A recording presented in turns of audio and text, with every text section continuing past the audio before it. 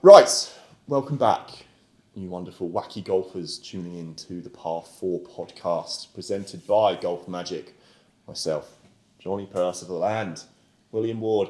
You're joining us at the incredible Manning's Heath Golf and Wine Estate in the wine cellar. We are all very tempted by the wonderful red, white, and much, much more behind us. So if you're listening on Apple Music or Spotify, you can't see. Just be knowing that there's We're surrounded by wine. We're surrounded by booze. Pudding wine, champagne, a lot. There's if you could paint a picture, we are very, very happy right now. But it's not 1 o'clock just yet. It will be after the podcast because we've got a lot to get through. Most notably, the PGA Championship preview. We're going to talk all things Valhalla, all things Rory McIlroy, and much, much more. Then get on to some fun topics as well about our personal golf games and golf in general. First of all, how are we both? Johnny, how are you?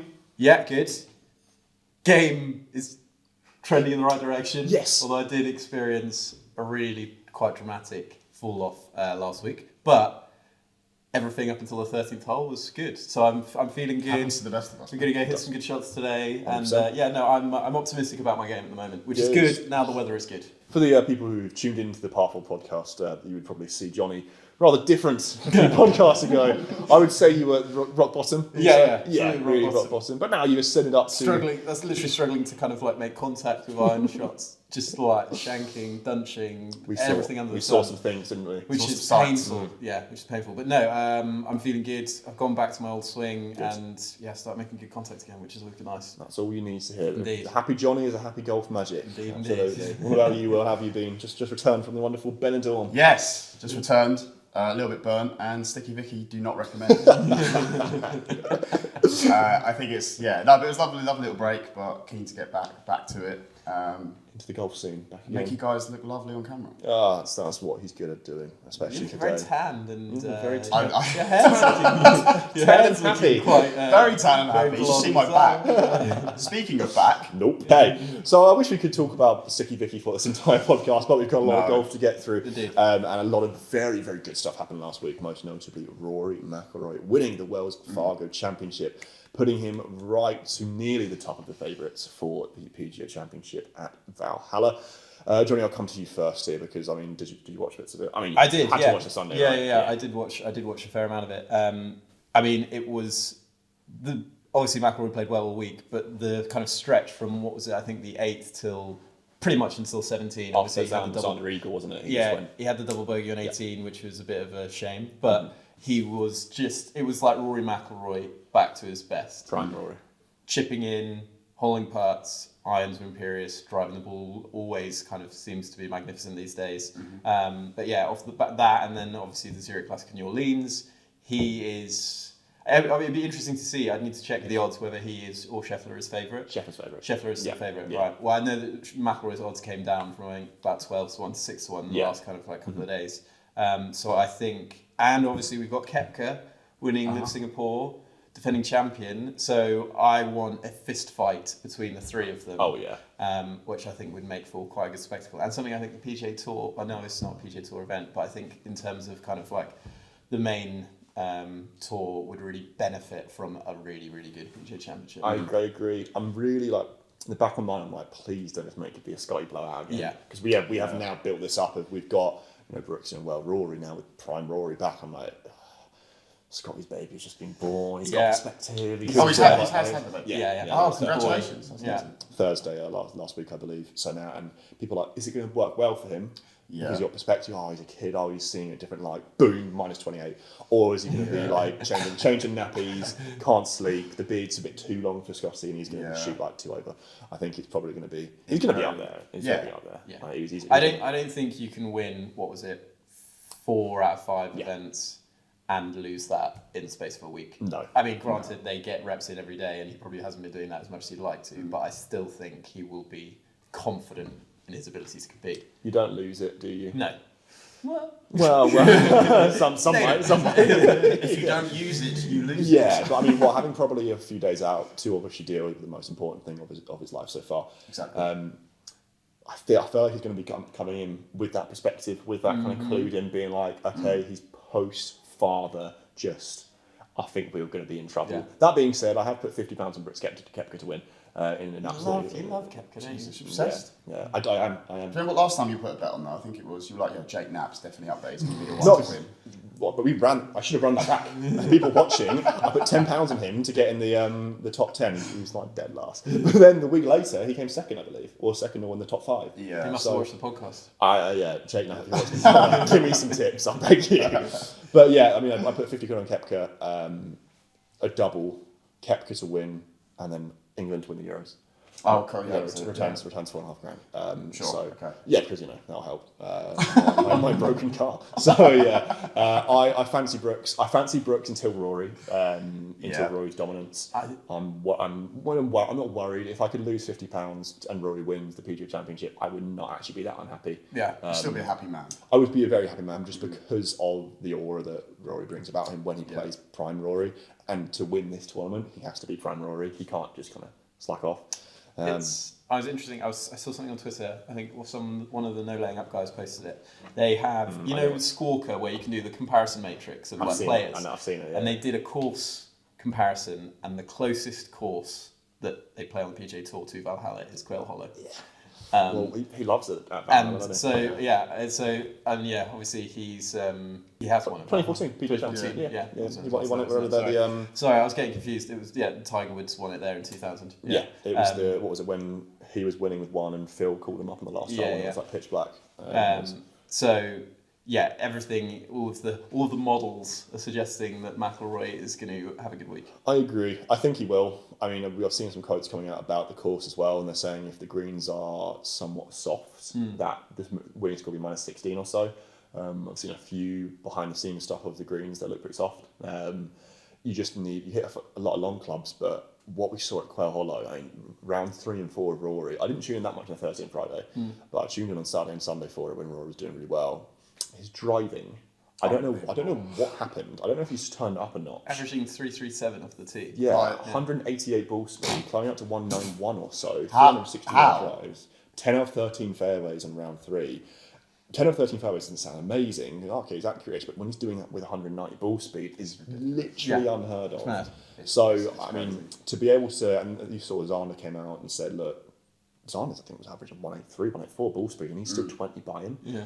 I look at that being like, And he's still a short bloke, isn't he? Compared Yeah. to Rory's quite like. I mean, Xander's quite stocky though. they're They're both built. relatively well built. Xander gets after it as well. Well, no, he Zander's does, gained yeah, like he gets- 4 mile an hour ball speed in the last year. They said it could be down to the new Callaway Chrome Tour ball, or it could be down to just him gaining some speed. Yeah. But he's a very good driver of the golf ball. Yeah, And yeah. the fact that Rory is still past him by quite some way, that's what I'll be intrigued to look at. Because we've got Brooks average about 180, Scotty's about 176, 177 or so. He's actually gotten slower this year. He has gone slower, Yeah. yeah. But I mean, if he's finding them in the fairway 310, it's Yeah. what I'm saying. If he finds them in the fairway 310, objectively that shouldn't be an issue. But Rory is just now, especially at Quail Hollow, such a big step up, averaging margin is 333. At majors, 20 yards of rollout makes a big difference. 20 yards of driving distance. Well, it's 2 clubs, effectively, isn't it? To agree. Massive. He's got a wedge in rather than like an 8-iron or something like that. I mean, how much better do you reckon he is with a 7-iron in hand over a 5-iron? Yeah. There's probably your comparison to the hole is probably going to come in Yeah. 5 or 6, 7 feet maybe. Yeah, I would say. 100%. And he's putting really well, Rory. It was as for well, Arcos so. that. Putting incredibly well. He was inside the top 10 strokes gained for every single category at Quail Hollow, which is a good sign. Yeah. that He's you're- got his head back in the game, Yeah. which He is lovely to does. see. Yeah, but then I think I'm potentially looking at all the rose-tinted glasses because I think Quail Hollow is his favourite place on tour. And that being said, Valhalla, obviously, he really enjoys it.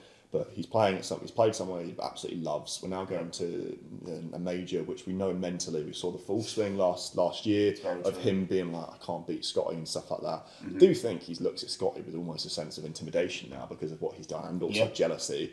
So let's say we see in round 1, Scotty shoots 64 and Rory shoots 68. Is that going to get in his head and being like, I can't beat him? Like, I don't know. I think there are a few golfers playing at the moment who can match Scheffler when he's playing at his best, but I think McIlroy is one of maybe 3 or 4. Rahm. Say Brooks. I think. If you look at kind of past form, Brooks has got to be in contention. Yeah. But I think there is. I mean, it's a shame that Cameron Smith when to live, because the way he was playing, I would have potentially said that he could have done as well. But we just haven't personally seen enough of him. No. But I think, Rahm, Rory, Brooks. That's it, really. Arguably, I think Hovland last year was getting to that kind of level, but obviously he's going through big swing changes at the moment, and he's kind of struggling to compete. No, I mean, I wouldn't.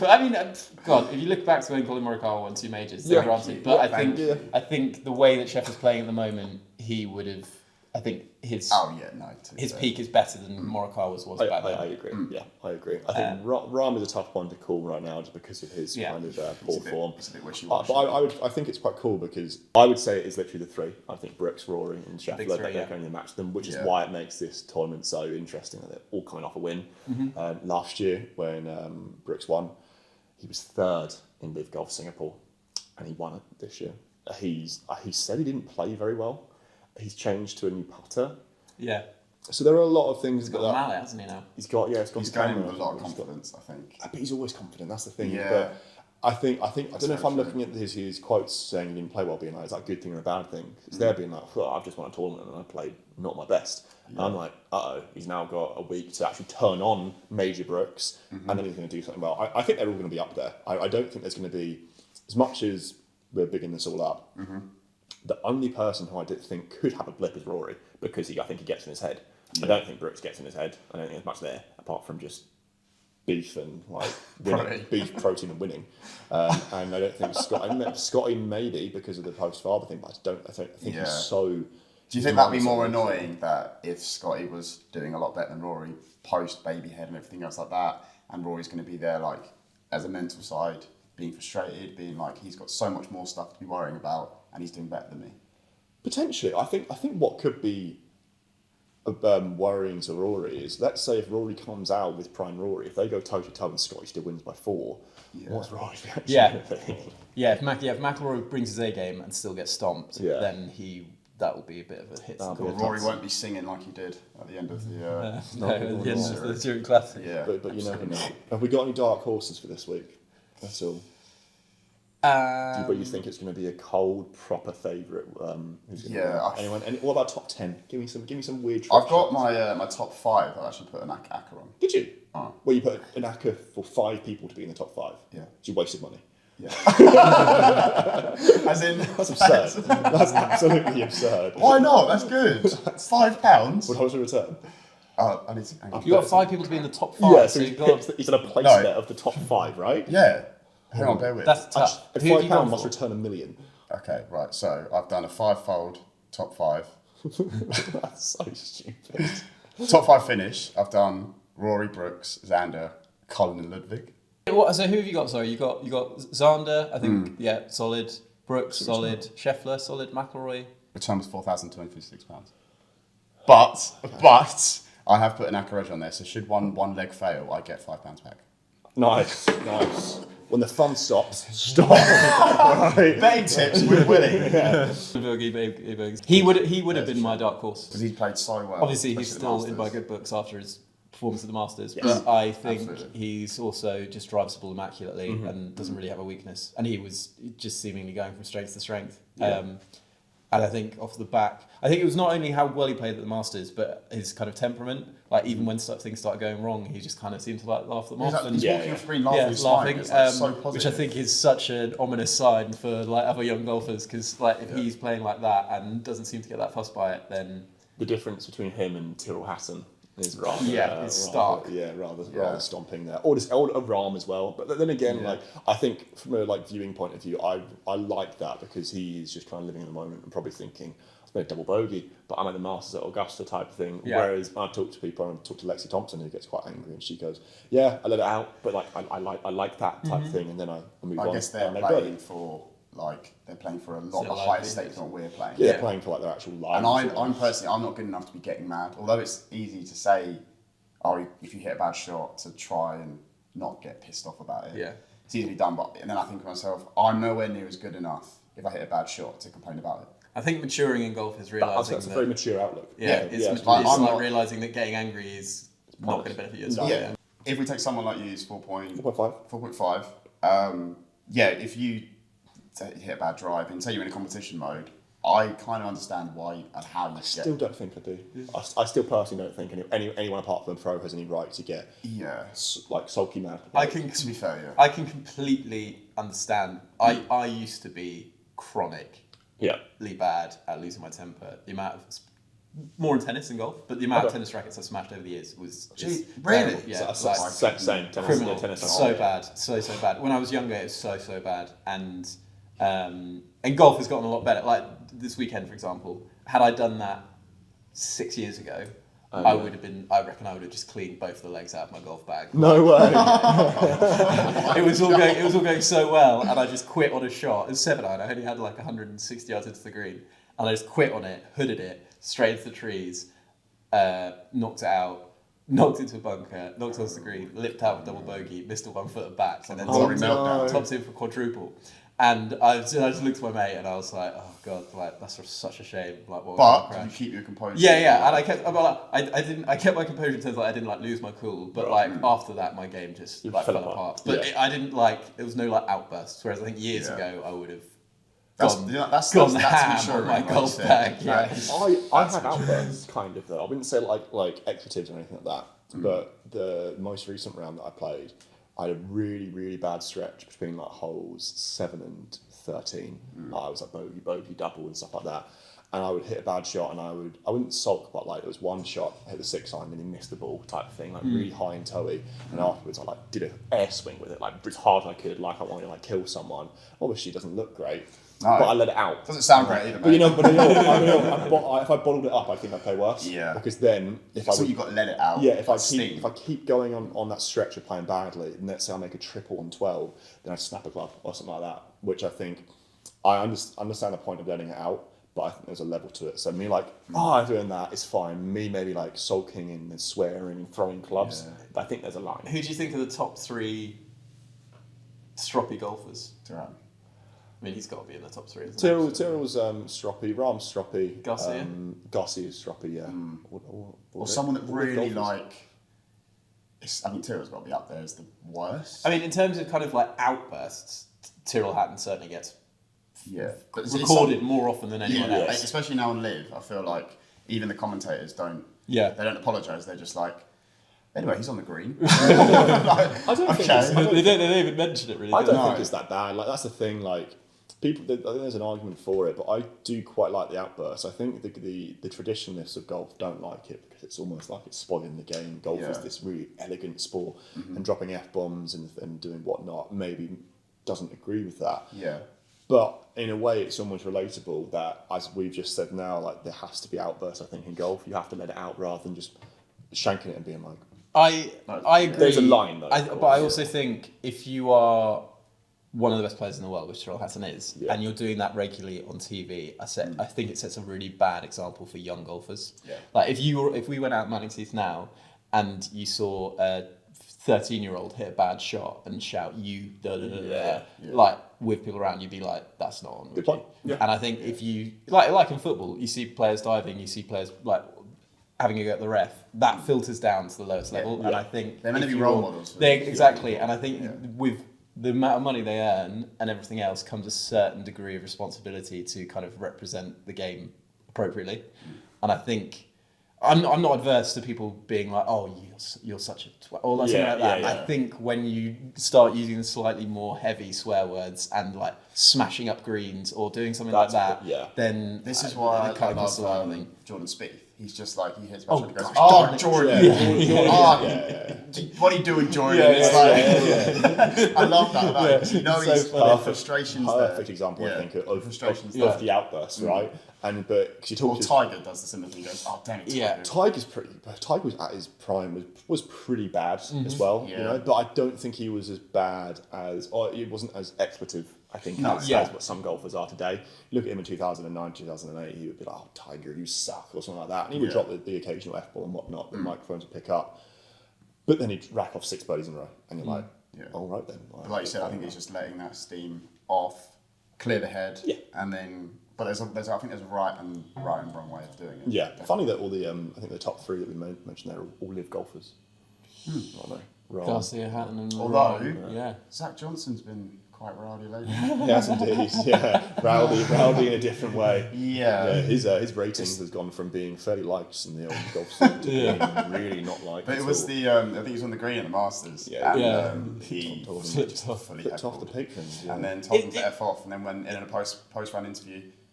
Oh, no, did I say that? I would not have said that. I would not have said that. That was to myself. But it's interesting because the Patriots are miles away when you're on the 12th green. So When you're quiet, though, I think. yeah, it was an odd one. I don't really get it. I didn't really get that. He doesn't strike me as the kind of guy who would do that either, which is kind of added to the whole confusion. But it didn't look great on camera. I'll give you that. No. I'm trying to think. There must be someone we're forgetting. There must be someone, or maybe it's just someone that doesn't get as much time. But I feel like we're missing someone really obvious. Garcia, I think, is one. Hatton is an obvious one. Rahm likes to get a bit fiery. I don't think Is that it? I mean, there is Bryson and the rope. Bryson's fine. And then someone's edited it with like really sad music, and it's like, oh my god! He gets him like the hat and flicks his hat off. And someone gives him the towel, and he's like, damn it! he was really in the trenches then. Yeah, he was. People not like He him. was. And but also like fair play to him. Now I think he's loved. Yeah, I love Oh Bryson. yeah, no, I love him. The But thing he does on social media as well is He's got rid of that stupid hat. as Yeah, well.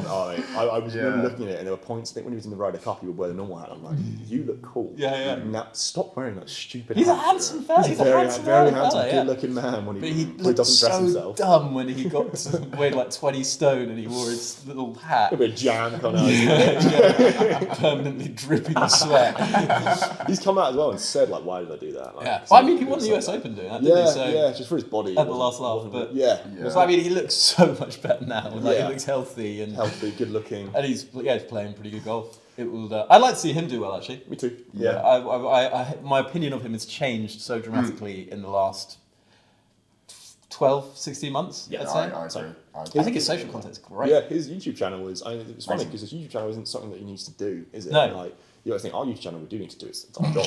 You know? He doesn't need to. He's doing it purely for fun. And some of his videos that he's done. I mean, the one that was really stuck with me, as I mentioned to both of you yesterday, he did a ball rollback video where he got the rumoured ball that will be close to the rollback and played with it for about half an hour or so. And all the comments were like, it's laid back. It's not like edited crazy or stuff. It's just him talking. hard, He's such a golf nerd that anyone who is passionate about the game of golf, listening to him talk, you resonate with him quite well. Yeah. And he gets like, he is a bit of a dork in a way as well, and in a good way. Yeah. He gets so excited by the things too. Like watching that video of the rollback, he's getting really excited by the things. I'm like, It's like numbers and that science is the content I want to stuff. see, and I hope he actually collabs with people on YouTube and stuff like, you know, some other golf nerds that are up there, like being fit by someone the best fitters in the game or something. Because I think a year and a half ago, I wouldn't really want to delve into Bryson's mind. I wouldn't want to. I'd be fast. I think he's his like mind has always been like relatively interesting. Just the way he works, like his swing is very strange. His setup, his equipment's quite particular. But I didn't warm to him at all. I would never like actively want him to win, and that has completely shifted. And now I think what comes with that is you are far more invested in the individual, which means this YouTube content is fascinating. Yeah. Whereas before you'd be like, oh, okay, well, it's quite interesting because it's different, but I don't really like the guy. Whereas now you're like, oh, I want to watch this for him. Yeah, exactly. Whatever content he puts out, I'll usually watch it because it's Bryson. I mean, it goes into the live golf as well. The social content they're putting out, I think they've made a lot of errors in the last 18 months or so. The content they put out on YouTube and stuff, like the fact that I can go on YouTube and watch Bryson DeChambeau and Sergio Garcia try and break, I know it's Bryson's channel, but try and break 50 from the red tees. They're like, PGA Tour's got to catch up a little bit for that, because that's really cool. The one thing that Liv needs to, I don't know if they're watching, I want to see a Bryson and Brooks break 50. I want to see that. That would be pretty cool. I'd be so intrigued to see how that relationship would be on camera. Would Brooks even talk? But they're quite good pals now, aren't Yeah, I think that But the are whole they? Yeah. the dust, I mean, the dust has settled. Like, I think it was over. The dust is settled when they're both making 100 million. Like, You just shake wanna hands see- and be like, look at these idiots over here. I think before it was very, very hyped up, and like, yeah, it was just it was hilarious, and I think more people just fed into it. And then I think that they get paired together in a tournament one time. Well, it was the Ryder Cup at Whistling Straits, wasn't it? Where Yeah. they were like, "Oh, we've settled our differences." Yeah. Yeah, and they were like, And they did a match as well. Yeah. 12-hole match, I believe it was, and that was quite good. So yeah, do we need another like big rivalry. Yeah, it's almost like wrestling in a way. Rory against Cantley. Fake. Is that coming, or is Cantley just too goddamn boring? Yeah. don't. Boring as. Cantley, yeah, I actually can't get excited about Cantley. No. I mean, Cantley is quite a good villain. Very good villain. Very. So he's potentially a good foil for the likes of Rory McIlroy or Scotty Scheffler. But I don't think. But I think that Scheffler on his A game is still way better than them. Difficult to have a villain against Scotty though, is there? Because Scotty is like, Pretty vanilla. how can someone come out? But also he's nice. Like, He's too nice. Yeah. He doesn't. I think he's very well trained from the PR point of view. So like Rory obviously kind of gives his opinions, but then like I don't think someone like Xander Schauffele can't be like really didn't like what Scotty said last week. Yeah. Like he doesn't. He's a very pure individual. So I don't think we're ever going to see someone going up against him in terms of a rivalry from a personal point of view. But maybe if we can start seeing prime Rory going up against Scotty as this kind of back and forth, that would be really cool. Yeah, that would be good. We just need some more longevity. Both being like tailor-made people as well, And they kind of Nike. do stuff together. And Nike. That graphic you put up, just Nike. Yeah. All the top three guys. going. TaylorMade and Nike must be like, what do we do this week? Yeah. Nothing. just have the week off. Let's just let him go play golf, guys. Yeah, Let's go golfing. they're probably laughing very well. We'll finish up with the PGA Championship. Who's going to win? I'd go Scheffler. Scheffler. Grand Slam. Let's see him do all four this year. Really? Okay, I like It that. would be pretty epic. Really? Yeah, no, I would like to see him do the Grand Slam. Yeah, But no, I feel pretty positive in Rory. Yes. I know who you're going to go. Yeah. I feel pretty. Shaking it. Yeah, no, I feel pretty positive in Rory. He's been off the back-to-back wins. Yeah. So, And that's why I'm taking Colorado. Colin could be a good one, but no, we're always getting Albion Brooks. So we got Well, all three. Yeah, Perfect spread. surely one of us is going to get a winner for this. If Brooks does win, my heart rate will elevate to about 120 for the entirety of the Euros. What will you do if everyone's got to do a forfeit if their person wins? Okay. If our person wins, Yeah. If Okay. If Scheffler wins, I will. ice bucket challenge. Yeah, alright. Yeah, Right. Yeah, 2030. when the weather gets good. I was fucking chance to really roll back the clock on that one. Put it on the Golf Magic Instagram. What Shave your head? I'll do the ice bucket challenge because Okay. that'd be a good bit of content as well. And that'll also be the I'll jump in the Thames when we hit 20k subscribers. 200k. What I meant 200k. I'll use a belly putter for a year. Jumping Max Grips. oh, meme. Oh, absolute meme. What you do ice bucket or you just Yeah. ice Fine, bucket, that's ice a nice bucket. easy one. Yeah. I'll play with blades for the rest of the year. We'll all do ice bucket challenge. Yeah, loser does ice bucket challenge if their individual wins. Yeah, that'll be a good bit of short form content too. You know what would be a good one?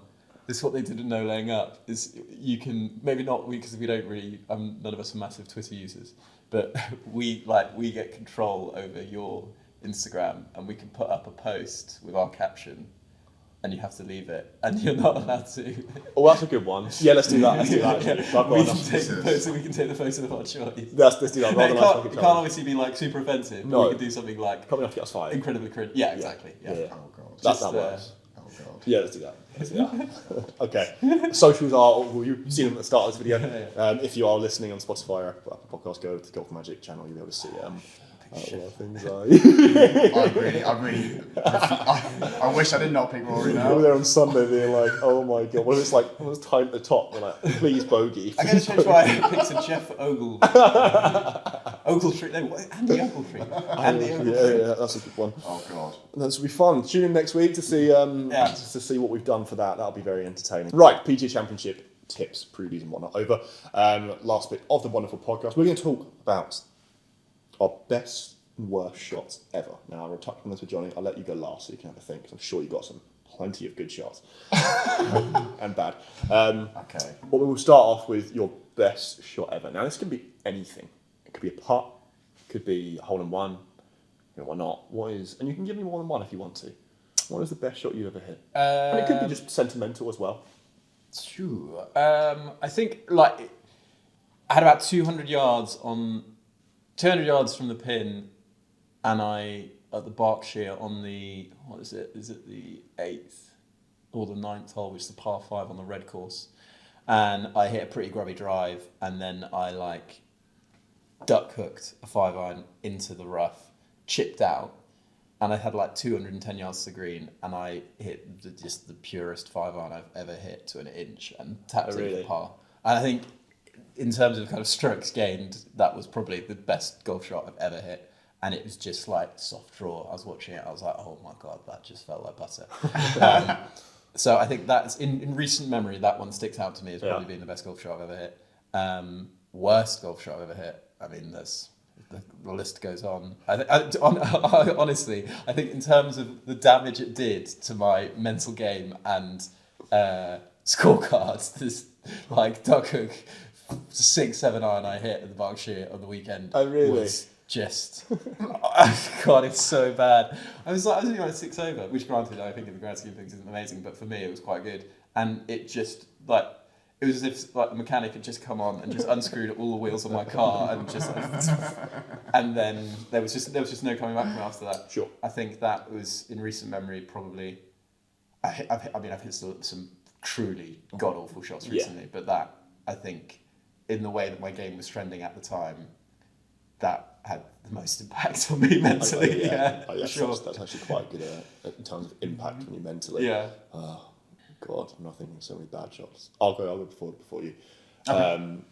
I can't think of, like, in terms of good shots, I want to think of one that I can remember. And it's one that I can remember when I was like 17 years old, when I was a little like loser, kind of like 25 handicap type thing.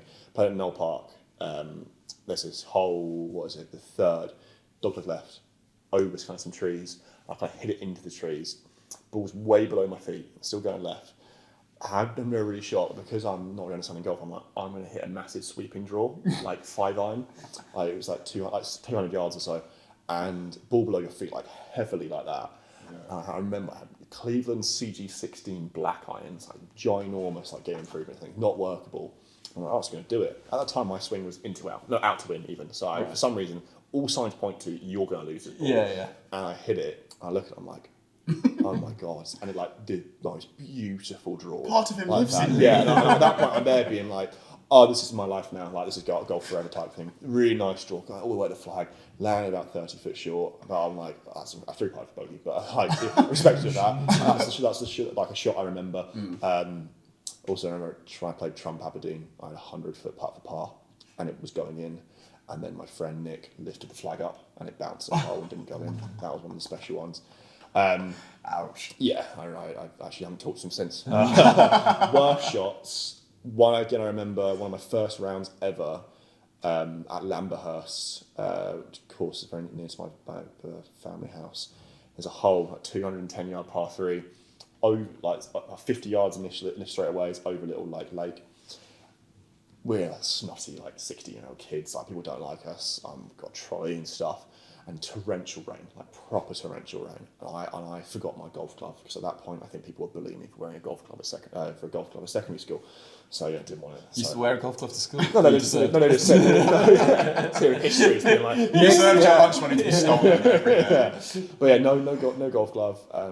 Right up the 5-iron for some reason, 210. And I hit the ball, and I duff it. I let go of the club completely. And when I say let go of the club, I don't mean let go of the club, it dribbles out. I let go of the club like that.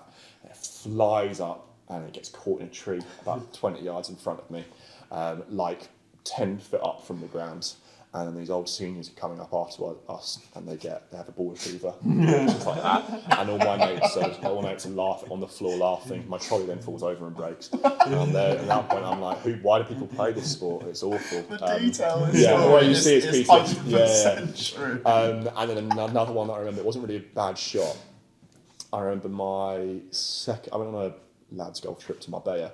The second time was actually when I worked here. I think the first year I worked here, and we had a conversation on the first night where I was talking I was off 8 at the time. I'm like, genuinely, like, I think if I go out every time I play golf, I think I can shoot under par. I think I can like shoot 65. Yeah. Until my mates look at me like, you're off 8. And I was like, yeah, but I think I'm good enough. Like, I think my swing's good enough. Everything that I can go out, I can play, and I can shoot under par. Like, I genuinely think if I have my egg, I can do it. Played 4 rounds. I didn't break 90 that week. I came dead last, and that really, in terms of things, it's actually mad how many people get down to single figures and then convince themselves. Yeah. That they're like, actually, I could maybe become a pro. I know. I was like, oh, I'm actually so good. Like, I can be so good. And they'd be like, you're an idiot. Have you ever broken par? I was like, yeah, once. I shot 71 and preferred that as everyone. Really short course. And then played courses there, dead last. I think I shot 100 once as well. Like, and that came to my trenches. Like when you said rock bottom, that was my rock bottom. Wow. It happens to everyone. It's a brutal game in that regard. Really, really brutal game. The second one definitely, although the first one was further away in time, that second one sticks with me more because I was obviously working at Golf Magic and I was like, you're an absolute joke of a human being. Anyway, Will, what's your best shot ever? So I'm obviously a 28 handicapper, so it's quite difficult to truly choose my worst shots. My best shot, I've actually got two. Okay. One of them's my hole-in-one, which I have actually got a hole-in-one. Yeah. Didn't see it go in. I always forget you've got a hole-in-one. Yeah, didn't see it go Me in. too. Par 3 at St Augustine's golf club near where I live in Kent, and like a little bit of a hill or a bound before the green, so you couldn't actually see the green properly, you just saw the stick. Mm-hmm. And then I thinned this like 8 iron or whatever I was hitting. I can't remember how far it is, the actual yardage, but I thinned it so bad. And I was like, oh, that's going. I don't know what the hell it did. And I was walking up with my mate James, and I was like, oh, imagine how you feel getting a hole-in-one. And I was like, oh, you just can't imagine it. So we're getting up close to the green, and I'm like, well, your ball's there. Where's mine? And I'm walking up, and I'm like, you know, you always go, let me have a look at the hole. And I walked up, and then as I got closer, I just saw the little top of the white ball, and I was like, you're joking. Picked up, and I was like, no, what the hell? So there's that, which I think is pretty incredible. Mm-hmm. And then my other one, when I was in Portugal with my dad, I holed out for my first eagle from about 65 yards away.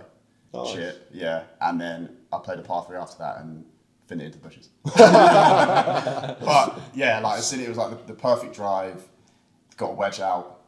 It just like the connection was just unreal. Nice. And then it hit the green, rolled, and then where the flag stick was and then the cup, it was like half in, half out. So I had to knock the stick in and it fell in. Oh, so what a feeling! So I have photography evidence. Lovely. So, but yeah, I think that's my two best ones. And like I said, being a 28 handicapper, it's difficult knowing your worst ever shot because there's a lot of them. Okay, let me ask you, and we can go around. Let me ask you, what's the worst shot you've ever seen? Doesn't have to be from you, it can be from a playing partner. Well, I think, to be fair, I think there's been times which I think is quite difficult to do, like topping a 3-wood 3-4 times in a row. That's nightmare fuel. Yeah. That is. You just got to put it back in the bag at that point. Yeah. Okay, I clearly can't hit this. This is probably the wrong play. Yeah, that's impressively bad. Worst shot I've ever seen someone hit. I've been told about. I was around a course with my dad again, and then one of the holes that we were playing, you kind of go over, not completely over a road, but there's like a kind of turning to the right, which is quite sharp. So you got the green, the tee box, and then beside of it you're against the road that kind of goes up and round to the right, and then the fairway is like completely straight ahead of you. And as we're asking someone, because we had not played the course before, we asked these players and went, oh, where is the next tee box? He went, oh, it's there, but be careful of the road. I was like, all right, how bad is it? He went, well, put it this way, my mate was teed off and like shanked it so bad, it went well right. As a car was coming round the corner, you just hear it smash. And the worst part of it was like a new Mustang or something. Yeah, and I was like, wow. I hope so. Yeah, you really hope so. And then, so safe to say, I was on the tee box for that and I was aiming well far. What's the worst shot you've ever seen, Johnny? My brother will hate me for saying this. We played at Costa Navarino in Greece. We were playing the Bay, and we'd been there for a week. And my brother his game had progressively been getting better and better. And I don't think he's ever shot under par. And on the last day, he was having just playing fantastic golf, and he hits it miles. And the old 18th on the Bay course used to be a par 5, and so he roasts his driver straight in the middle, like 320 yards, and then he hit a 5-iron, arguably one of the best shots I've ever seen, to about a foot, maybe that much. Yeah. And so he had that for an eagle to go 1 under for the round. Oh no! And he hit the worst part I've ever seen. Oh, really? I didn't even look at the hole. Oh, no. That was the hole. It just literally went like there. Oh, no. And he just sank to his knees and like screamed in the air. And then obviously he tapped in for birdie, but that got him down to level. So that was brutal. Yeah. Like that was, and it gave him. Like yips. It gave him the yips for like 2 years. No. Yeah. And so to the point where it got so bad, my dad bought him a belly putter for Christmas, and he still uses a belly putter to this day. Oh, and it solved his putting, to be fair. But for a while, it was it like flicked a switch in his head, and yeah, it was bad. Yeah, I remember you told us this in La Hacienda. Yeah. Yeah, on the second to last day, I think, was when we were just playing around And golf. I tweeted. I don't know why I did this. It was such an arsehole thing to do. But on the day, Justin Rose was doing like a Q&A on Twitter, and he was like telling me a funny golf story. So I was like, oh, I've got a good one. So I sent it to Justin Rose, and he retweeted it. Yeah. And then another one, which is just comedic, but it was also brutal, was we were playing, every year plays a 4-day stroke play event, and we're on the 18th hole of the first day, and my mate had like a pretty tough round at, what's the golf course called? I can't remember, up in Scotland. And he like hit this kind of shanked driver low, and it went so low it hit the tee box in front of us, like the red tee box, and it was metal and made this like amazing sound, then just like shot straight back over us. So that was destructive and incredibly amusing at the same time. Yeah, They see the funny side. the noise it made. He kind of like, we all obviously like pissed I ourselves. think it's the sound as well. Yeah, the sound was so good. Yeah, and it just kind of like it'd been going bad up until that point. So that was just kind of like the cherry on top. And there's a good one. One of mine was actually the same. My friend who on the first tee at Knoll Park, it's par 3, and there's like a cliff on the right side, and he toe shanked it, hit the ladies' tees, went back towards us, but then down the cliff, like 500 yards down the cliff. Mulligan. Yeah, that's how you start. But then actually the same friend, the worst shot I've seen from a comedic value point of view. Knoll Park again, 15. This is a National Trust place, so there's wildlife. 15's a par 5, up a bit of a hill. He had a hybrid, and there's wildlife everywhere. There's pheasants, there's deer, but there's none technically in shot, especially with a hybrid. You can't shank a hybrid, supposedly. So he's got like 180 or so. He toe shanks the hybrids. Toe shank thins a hybrid about 50 yards right, about 10 yards in front of him, and there was a deer, and it hits the deer. No! Clocks the deer on the noggin. Killed it. Not. No. Oh, I God. think it fell over because obviously it was quite a hit. Shot. Yeah, and then it gets up and goes, ow, and then runs away. And I kind of look at it. Will Brewer was his name. I don't think he would be listening, but if you are, hello. And then I was Long time no see. You fancy a running off? I haven't seen him since Live Golf London, actually. When yeah. a while back. And yeah, then the deer ran off, and I'm like, that's a cool memory. That really is. So funny, but I didn't laugh that much because it's just me and him. And I didn't want to be like, oh, you're It's awful. awkward when you're in a situation like that. If you're with other people, you can actually at least laugh with them at their expense. When you're just, if it was just like me and you, and you just like see, I mean, I'd probably you would still laugh. 100% Yeah. laugh. Yeah, you would push yourself laughing. But if someone I'd be quite. We're not quite worried. Like the deer was dead. I'd be like, well, very worried. legged upset. it off. Did it? Yeah, Okay, legged right. it. So it, honestly, it may have legged it and then passed away, unfortunately. I hope not. Great, that's a People lovely do quite incident, liked yeah. it. R.I.P. Yeah, I yeah, liked it. but one of those things. But yeah, as you said, there's only 2, so I wouldn't laugh because I feel like I've been mean to them, especially if they then start having a temper tantrum. Like I've had mates who are actually, Nick had a temper tantrum on one of the holes. He threw his club against the tee marker and smashed it to pieces. I've seen Jack have a temper tantrum. Yes, I've seen many. I saw him many getting times. mad at me thinking I wasn't a 28 handicap. Yeah, there was some choice language said there. I've seen so many temper Seen me tantrums. having temper tantrums. Yeah. Yeah, we've seen all of us having I'm temper pretty tantrums. calm. While we While were trying to film. I'd say I'm That was different. I'd say I'm pretty chilled. You're very chill, but I think you've got a very good mindset for it all. I hate these clubs. I hate these 3 clubs. Anyway, we're all pros on that. We That's are. what makes golf a good sport. Absolutely, relatability. Let's touch on. We'll go through our birdies of the week to finish off. We won't do bogeys because we're being positive today. It can be what's happened, what's going to happen. Johnny, I'll let you go first. Birdie of the week. I'm just happy to see Rory McIlroy playing good golf. Yep. Keep it nice and simple, and I think it's going to make the PGA Championship a more exciting event famous last words, he might do a classic case, he like shoot 76 on the first day. Stephen Yeager will win or something. Yeah, like that. but no, I think McIlroy back in form. I think it's good for golf. So I'm happy to see him back to his best. Good stuff. Willie, what's your birdie? Yeah, to be fair, I agree with that. I think birdie of the week being Rory, but if we were doing bogeys, I'd say I don't want it to be Rory because I don't want you on my Instagram. But no, I'm looking forward to playing some golf on Saturday. Yes, praying that the weather. It'll be so easy. You just upload some really like poorly taken photos and pretend like you think they're really cool. I think it's more. Yeah. I think This it's more- month's snap. Really crap photos. Oh my god. Oh, that'd be incredible. Oh Christ. Oh, that's funny. My birdie of the week. I can't be like Rory again because that would be the worst thing ever. I'm playing golf this weekend. I've quite been practicing quite a lot, so I'm hoping that I play some good golf. Next one of us. Yeah. We look forward to getting a recap on that next. Yeah. I quit. So I give up? Yeah. Well, actually, so we're playing Manning's Heath on Saturday with William and Jack.